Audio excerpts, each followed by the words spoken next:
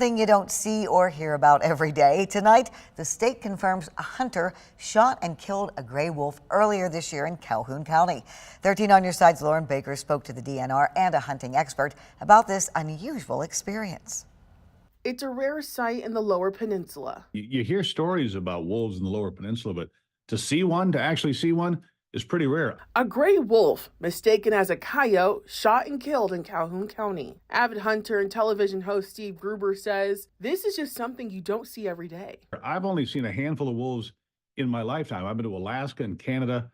To see one in southern Michigan, I would never expect it, I can tell you that. Brian Roll with the Michigan Department of Natural Resources says he got word back in January when a large harvest thought to be a coyote was questioned after pictures started circulating on social media. We got samples from the animal and we were able to get genetic confirmation that the animal in question is indeed a Great Lakes wolf. There is not a wolf population in the Lower Peninsula like there is in the Upper Peninsula, which is why hunters like Gruber have so many questions.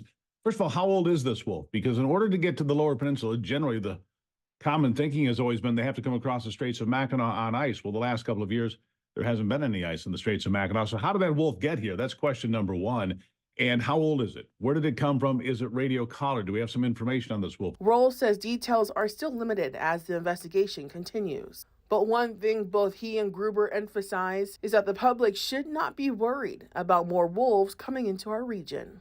This is not something you need to be concerned about. This is not a wolf population establishing itself in the Lower Peninsula, particularly the southern Lower Peninsula, which is really just not suitable habitat for wolves. So that you don't have that fear that now there are going to be wolves anywhere in this area. Lauren, are hunters even able to hunt wolves right now?